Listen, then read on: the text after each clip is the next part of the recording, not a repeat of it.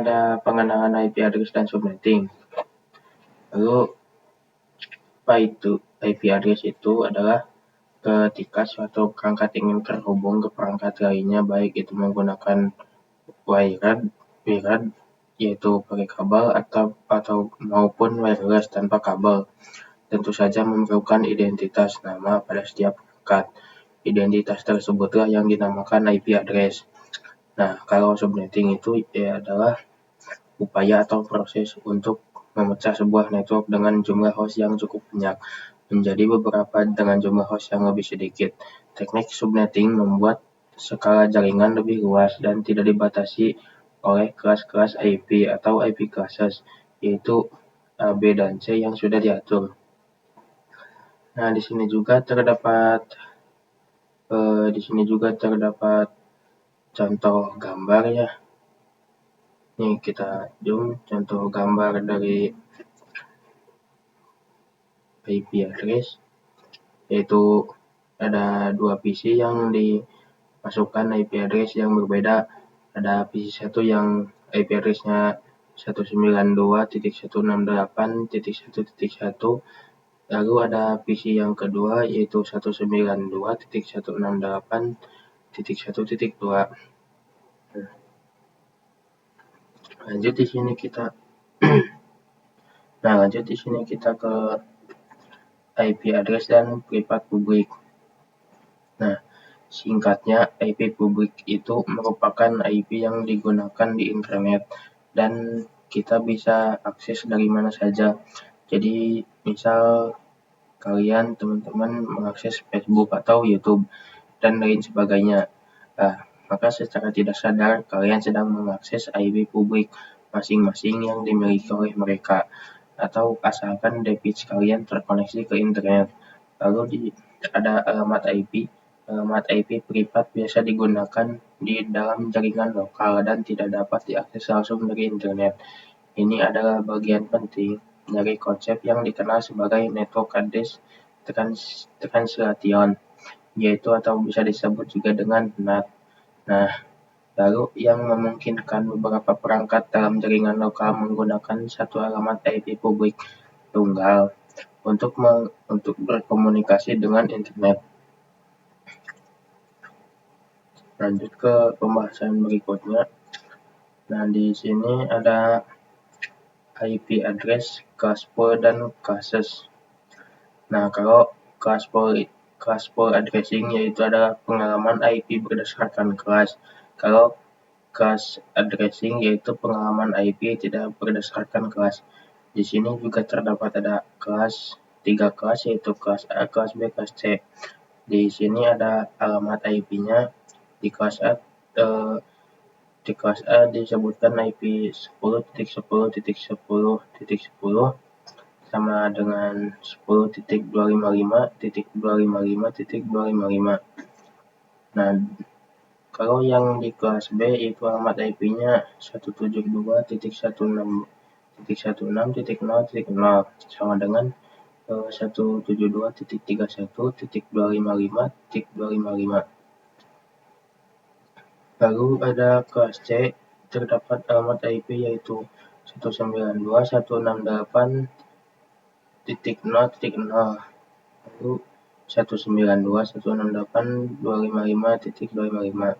Nah, di sini juga terdapat default subnet mask-nya, yaitu ada dari kelas A yaitu 255.0.0.0, lalu ada kelas B yaitu 255.255.0.0, lalu dari kelas C yaitu 255.255.255.0. Nah, di sini saya akan ajukan terkait materi IP address dan subnetting. Kita sudah ke bagian IP address, class pool, dan classes. Nah, di sini kita akan melanjutkan ke proses subnetting, yaitu untuk melakukan proses subnetting, Anda akan melakukan beberapa proses seperti yaitu ada prefix yang sesuai, ada subnet mask, ada IP network, ada IP broadcast, ada range IP yang bisa digunakan, yaitu ada studi kasusnya yang 60 host, 150 host, dan IP 192.168.10.43/26. Nah, di sini kita coba pelajari lebih lanjut tentang kasus subnetting IP classful addressing sama IP kelas. Di sini terdapat kelas sama alamatnya. Nah, di sini contohnya itu contoh manfaat penggunaan implementasi classful dan kelas ialah seperti misal Anda memiliki network untuk 200 host dengan penggunaan IP 10.0.0.0.8. Nah, tentu ini tidak efektif karena jika dilihat bahwa untuk garis miring 8 itu jumlah IP yang tersedia sangat banyak, yaitu 16 juta. Padahal yang diminta hanya 200 host. Nah, baik dari segi manajemen atau network dan segi keamanan. Sehingga maka dari itu kita bisa menggunakan penyelamatan secara kelas dengan kelas yang tidak dioptimalkan dari CDR. Nah, di sini contohnya misalnya untuk 200 host itu tidak menggunakan network yang garis miring 8, tapi pakai yang garis miring 24 dan seterusnya. Nah, untuk mengetahui perhitungan itu semua, kita bisa belajar tentang ilmu subnetting. Saya akan lanjut membahas ke materi ini lagi. Di sini ada information, yaitu ada network ID sama broadcast. Di network ID itu ada identitas suatu kelompok IP atau subnet. Lalu di broadcast itu adalah alamat IP yang digunakan untuk memanggil semua IP dalam satu kelompok. Nah, misalnya di sini ada 4 perangkat, lalu dimasukin IP-nya tiap perangkat masing-masing. Lanjut ke konsep blok subnet. Di sini ada poin ke-1, yaitu ada IP network, lalu IP broadcast. Terus diibaratkan seperti ruangan. Setiap blok subnet by default tidak bisa saling ping komunikasi. Kumpulan PC yang berada pada suatu ruangan perlu dikonfigurasi menjadi satu blok subnet. Nah, di sini ada contohnya tentang prefixed network mask, archival subnet, usable host per subnet, lalu ada total usable host, dan terakhir total IP per subnet dan total IP per subnet include net dan broadcast address. Lanjut kita ke pembahasan berikutnya. Di sini ada IPv4 delivery type. Poin ke-1 ada unicast one-to-one communication, lalu ada multicast one-to-many communication, lalu ada broadcast one-to-all communication.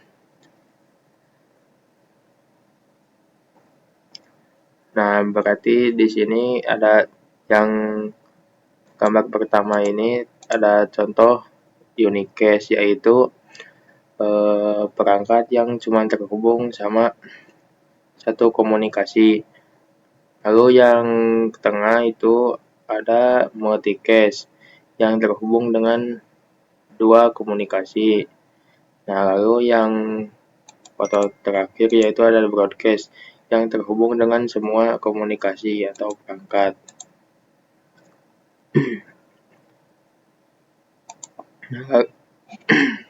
Lalu ini yang terakhir yaitu ada konsep switch dan router, yaitu switch adalah mengkoneksikan perangkat yang satu network, kalau router mengkoneksikan perangkat yang berbeda network. Materi tentang IP address subnetting sudah beres saya jelaskan. Assalamualaikum warahmatullahi wabarakatuh.